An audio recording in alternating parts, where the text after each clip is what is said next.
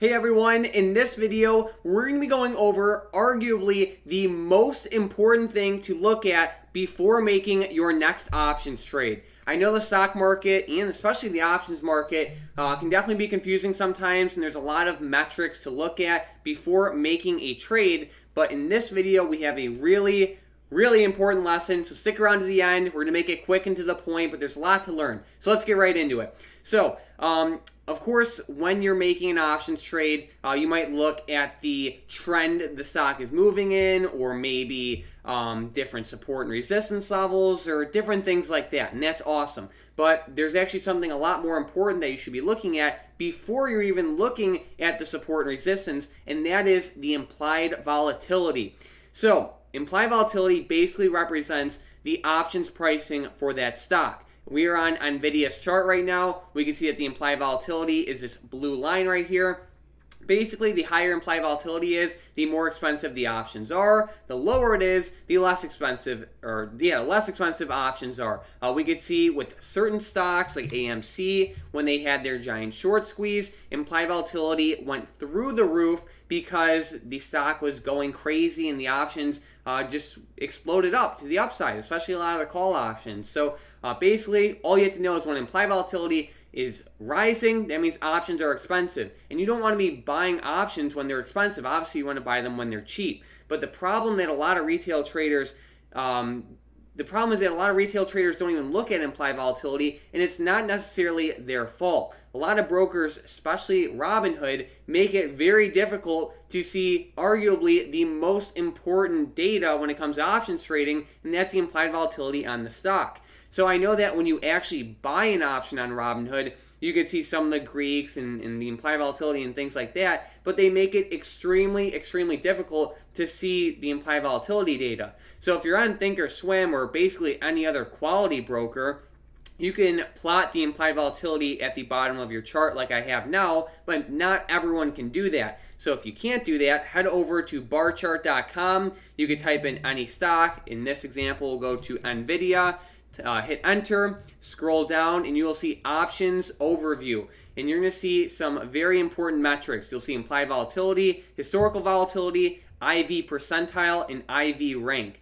Out of all this, I would say that IV percentile is the most important. Basically, when this is high, it means options are really expensive. By this 95% level, basically that means that 95% of the time in the past period, I believe it's the past year, the IV was lower than it is now. So if it's high, that means it's basically like it's high right now. So if like 95%, that means 95% of the time IV is normally lower than it is now. So you don't want to be buying options when the IV percentile is high because you're about to get screwed over. So like whenever you're looking at a stock, whether it's Nvidia, AMC, whatever stock, right, and you're looking to trade an option on it, whether it's a call or a put, you really have to look at that IV percentile because if it's high, you're about to get screwed over, and we don't want that to happen. So if we go back to, let's say, Nvidia, we could see over the past couple of weeks, the stock exploded, right? It went from like 220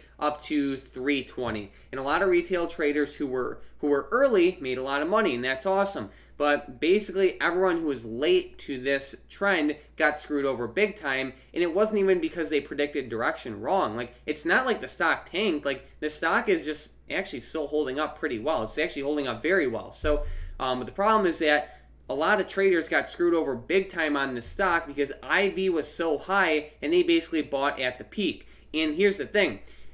We could see that with Nvidia, they have earnings pretty soon. They have earnings on November 17th. So their options should be holding up pretty well because the market is expecting volatility with the earnings event. But we could see if we went to like the 325 strike calls that expire on November 19th, if we look at like a 10-day chart, let's say we look at like a 10-day chart, we can see basically it has just been downtrending. Like, it had one really strong up day on like November 4th, but besides that, it's just been on a constant downtrend. So basically, when you see implied volatility percentile that's high, you do not want to be buying options. But here's the thing.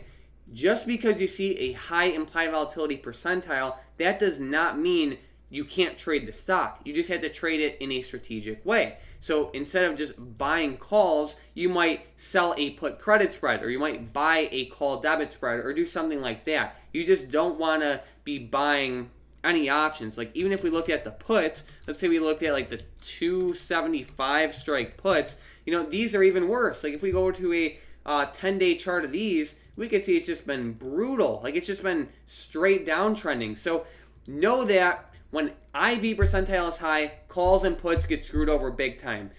You can still play the stock. You just have to be strategic. You need to use a spread, or even better, just sell the options through the form of like a credit spread or like a covered call, or basically a short put, anything like that. So before you make your next options trade, definitely look at IV percentile. It's a huge thing to look at, especially if you're swing trading. Like I guess if you're looking to day trade, you can get away with a high IV percentile, but you got to be quick.